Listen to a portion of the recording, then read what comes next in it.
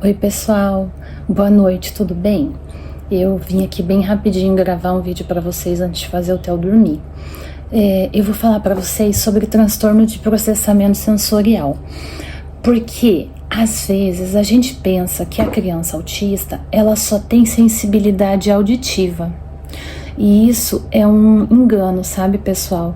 Porque o transtorno de processamento sensorial, eu vou olhar os dados direitinhos, mas ele é presente em mais de 70% das crianças que têm autismo. E o que isso tem a ver? Com a sensibilidade, e não só auditiva. Tem crianças que têm sensibilidade dentro da boca, na lateral interna das bochechas, na língua, na parte de fora das bochechas.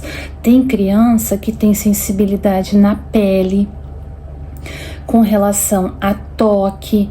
Tem criança que tem sensibilidade com relação à textura de tecido. Tem criança que tem muito calor. Tem criança que tem muito frio.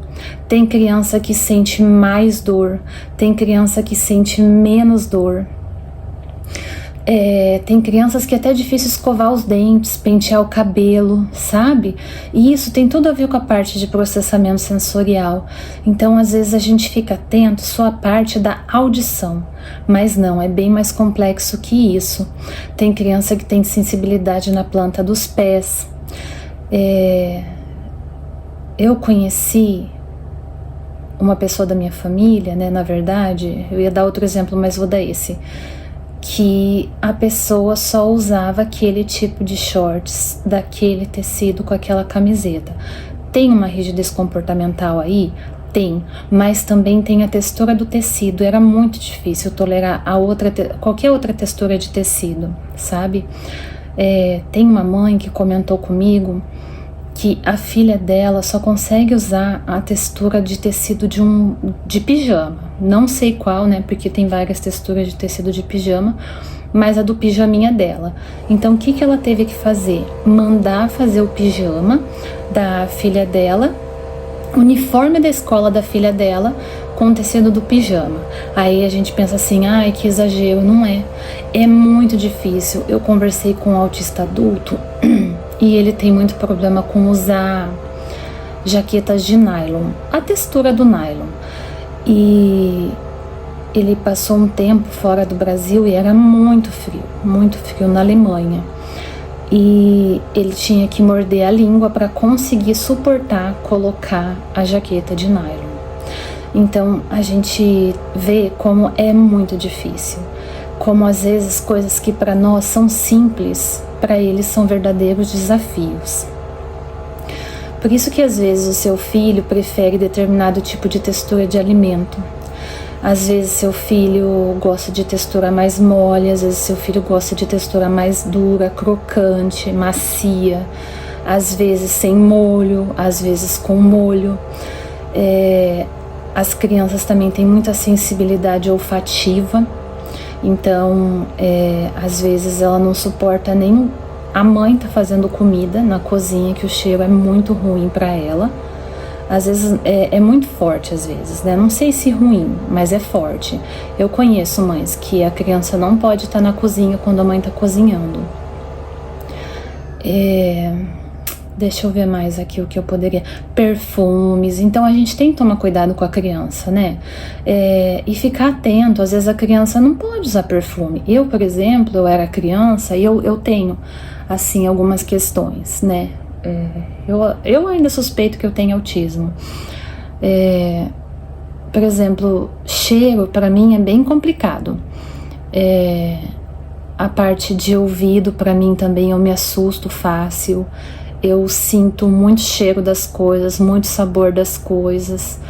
E eu lembro assim que quando eu era criança a gente ia viajar e meu pai passava um perfume e eu vomitava muito no carro. E eu não posso viajar com pessoas com perfume, porque eu não consigo ficar dentro do carro com as pessoas com aquele cheiro todo. É isso, pessoal, assim, tem muito mais exemplos que a gente poderia dar, mas dá para vocês entenderem, né? Por exemplo, iluminação, isso que eu ia falar e estava esquecendo. Iluminação. Eu conheço autistas também que não conseguem lidar com a luminosidade. Tem um, por exemplo, que também é adulto, que a tela do computador dele tem que ficar praticamente escura porque ele não consegue olhar a tela clara.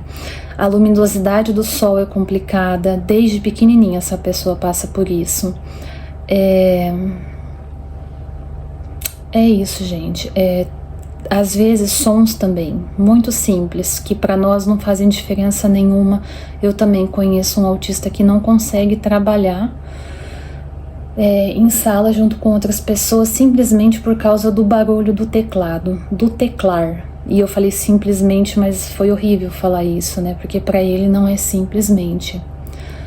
Então eu gostaria muito de falar sobre isso, porque às vezes a gente se atenta só na parte auditiva, né? Mas tem muitas outras questões e às vezes a gente não entende o comportamento do nosso filho e pode achar que é uma frescura, pode achar que é manha, que é birra. Às vezes a criança desregula e você nem sabe por quê. Então é bem importante a gente conhecer essas partes sensoriais que pegam no nosso filho. Tem crianças, última observação, tem crianças que não suportam se cobrir à noite. Então, por exemplo, no inverno tem que encher a criança de roupa, porque ela não consegue ficar coberta, ela pode estar dormindo profundo, você cobre, ela acorda. E aí às vezes você pensa, mas por que será que meu filho não dorme à noite? Às vezes é a textura do pijama, uma etiqueta da roupa, às vezes é porque você cobre. Vale a pena investigar. Uma profissional que ajuda muito isso na parte não da rigidez, né? Se a sua criança é rígida, aí não tem nada a ver com a parte de processamento sensorial, aí isso é trabalhado na terapia ABA ou Denver, mas se tem a parte sensorial, aí é a terapeuta ocupacional, especialista em integração sensorial que vai te ajudar com a sua criança, tá bom? E você, como mãe, é a pessoa que mais entende seu filho. Eu aprendi muita coisa com o Theo. E o que mais pega nele é a seletividade alimentar, que tem a ver com rigidez comportamental, mas também tem a ver com transtorno de processamento sensorial. E é uma guerrinha, né? Mas antes ele não ficava coberto, ele já fica. Ele andava mais na ponta dos pés, agora ele anda menos. A gente não podia ensaboar ele com sabonete uma época.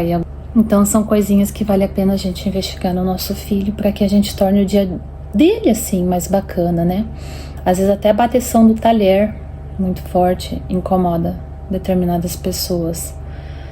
É isso, pessoal. Se eu ficar aqui eu vou dar muitos exemplos, mas eu acho que é o suficiente para a gente conseguir entender às vezes que é bem mais complexo, né, do que a gente possa imaginar. Se você gostou do vídeo, curte, se inscreve no canal, compartilha para ajudar alguma mãe, gente, porque o meu objetivo com tudo isso é passar o conhecimento que eu vou tendo de mãe para outras mães, tá bom? Beijo, até o próximo vídeo.